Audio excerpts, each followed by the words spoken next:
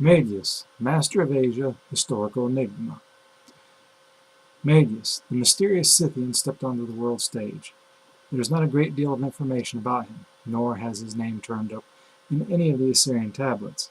Herodotus and Strabo are the only two writers who mention him, other than Arrian.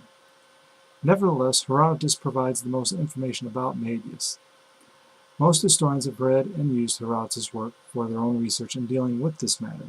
What if Herodotus is wrong? This would not be a new statement by any means, nor is it to mean I should say it's not really meant to demean Herodotus either. A lot of his works have always been proven to be true as well. So let us look at Herodotus' chronology from the Scythian invasion of Xerxes, king of the Medes. Mysterious origins and the chronology of Herodotus. According to Herodotus, Madyes was the son of Bartatua. I hope I'm pronouncing that right. It's I believe that's how the Assyrians might call him. I think they changed the B out with the P in any case. But there is no concrete evidence for this, even though some suggest he is the son of Bartatua and an Assyrian princess. Unfortunately, no evidence says Esarhaddon, king of the Neo-Assyrian Empire from 681 to 669 BCE, handed over his daughter in marriage to Bartatua. That is not to say it is not possible, but it has I'd say it has a high likelihood of being improbable. Herodotus informs us that Madyes, quote, burst into Asia in pursuit of the Cimmerians, whom they had driven out of Europe, and entered the Median territory, end quote. This seems to be true to a certain extent, except for the fact that Madyes drove the Cimmerians from the battle into Europe rather than from Europe into Asia, and not into the migratory sense. The source provided by Herodotus and Strabo, along with Ashurbanipal's inscriptions, do attest that Dugdami, who we spoke about last week, Dugdami's defeat was by an outside element close to his borders and of the same ethnic stock, as Herodotus and Strabo provide. Therefore, either Ashurbanipal paid for Madyes' service, or it is true that Bartatua married an Assyrian princess to strengthen Assyrian-Scythian relations through Bartatua's son Madyes. Madyes would become king of the Scythians and most likely was the nephew of Esarhaddon and cousin to Ashurbanipal, if this is true. Master of Asia. Now, Madyes was not king of all the Scythians, Umamandi, or Cimmerians. However, it does seem that Madyes had a large army and possibly many provinces. His influence proved effective enough to sway Assyrian politics, as Bartatua had done to a certain degree. After Madyes took his father's throne, Ashurbanipal may have asked him to deal with Dugdami. Thus, according to Herodotus, Madyes defeated and chased the remaining forces of Dugdami out of Asia and into Europe. This provides two possibilities. One, Madyes had military forces strong enough to engage and defeat the powerful Dugdami, or two, they could not do this unless the combined forces of Madyes and the Assyrians worked together to extinguish the threat. Herodotus goes on to say, quote, the Scythians, having thus invaded Media, were opposed by the Medes, who gave them battle, but, being defeated, lost their empire. The Scythians become masters of Asia, end quote. After Madyes effectively defeated Dugdami in 639 BCE, he thus set off to conquer the eastern half of Dugdami's empire, the regions of Media and Mania. The province of Mania was small and bordered northern Assyria, whereas the province of Media bordered northeastern Assyria, and during the Achaemenid period would have included present-day Azerbaijan, Iranian Kurdistan, and western Tabaristan. Thus, the Scythians under Madyes took control of Dugdami's empire. Therefore, to say, quote, the Scythians become masters of Asia, end quote, is incorrect and correct. It is incorrect to say that the Scythians become the masters when they already had been under Dugdami, but it is correct to say the Scythians and other nomads had a new master by the name of Madyes. Herodotus also says that King Madyes reigned for those 28 years, but this seems doubtful. If Madyes reigned for 28 years, he would have had to start at the death of Dugdami, which was around 640 or 639 BCE, give or take 3 years, either way. And when you subtract 28 years, we come to either 612 or 611 BCE as the year of Madyes' death. But If we take the fall of Nineveh chronicle into account, then Madyes would have died much earlier, because the first time we read of Cyrexus in the fall of Nineveh chronicle, and according to its chronology, Cyrexus arrived on the scene in 614 BCE. Thus Madyes was dead, and his reign over Syria after defeating Dugdamni did not last 28 years, as Herodotus says.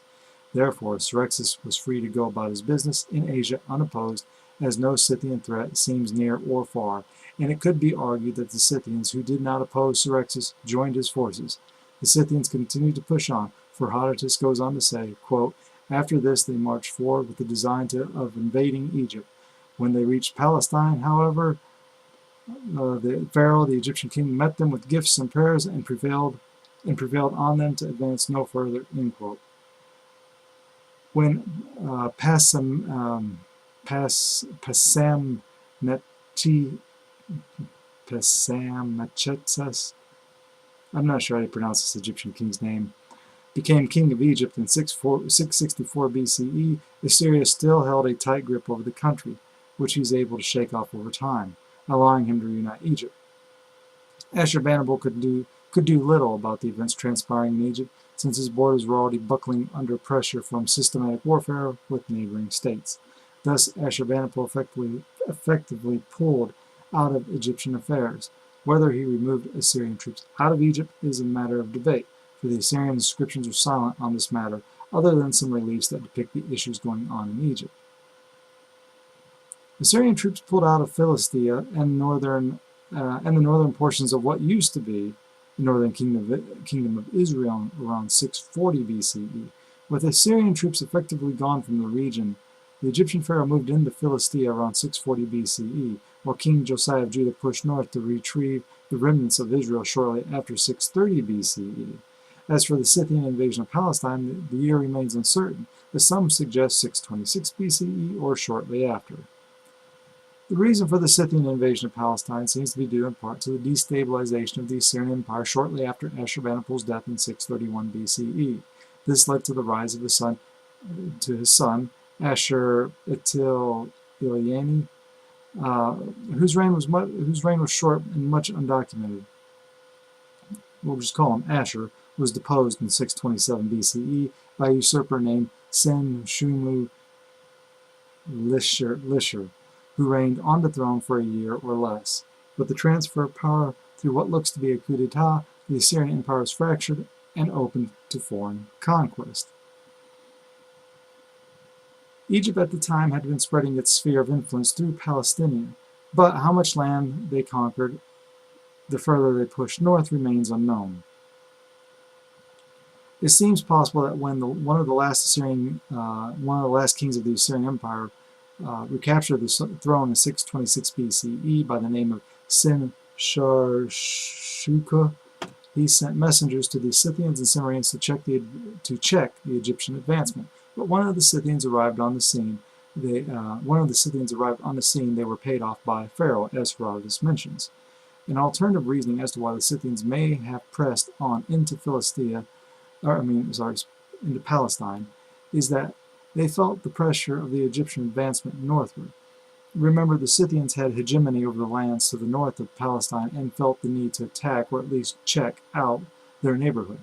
If so, then the Egyptians must have made an impression, for they paid off the Scythians with either a handsome gift or tribute. Herodotus' description shows that the Egyptians were weak in terms of military power, but were rich in treasure, and therefore were able to bribe the Scythians from pillaging or conquest. In doing this, the Egyptians had exposed themselves, admitting their vulnerability, but at the same time showed their value. Treasure defeated the potential threat and allowed Egypt to carry on unopposed from the nomadic north to fight another day.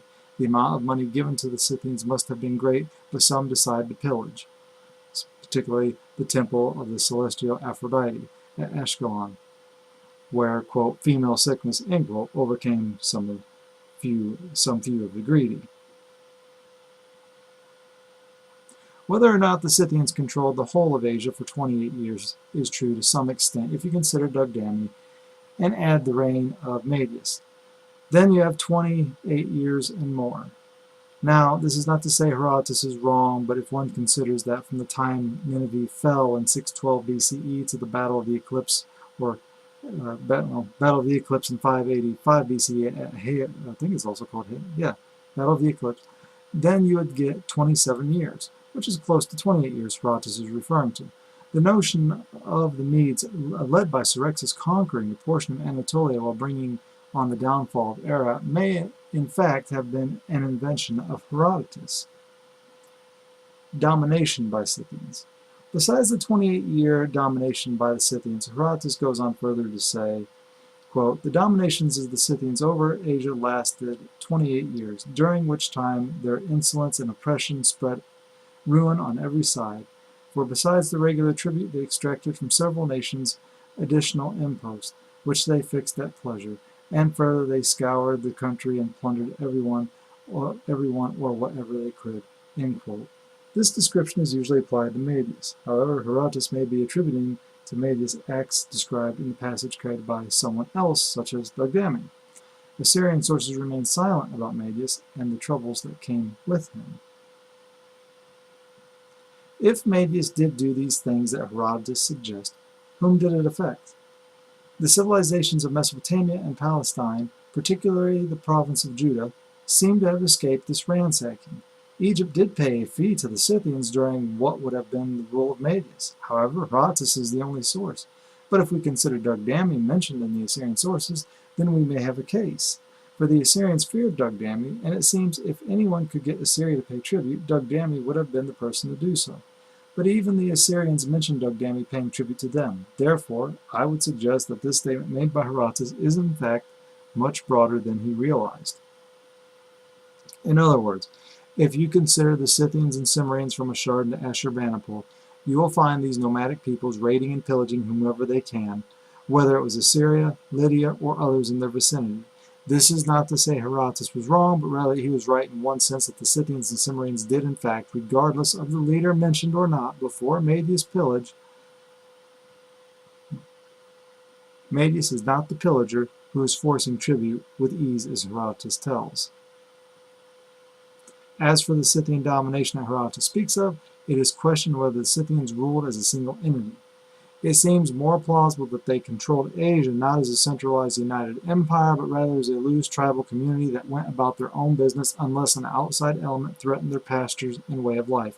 Once again, the only true Scythian king, according to Assyrian sources, was Dugdami, but skepticism about Madyes' kingship over the nomadic peoples is understandable. If you like this if you like that little mini lecture, give me a thumbs up, leave your comments down below, no fighting. I will leave references in the description for you to click on if you want to check them out. If you want to read the full article, more than what I just read to you, then go to my site, www.camray.org. I will leave a link at the bottom for you to go to. Thank you.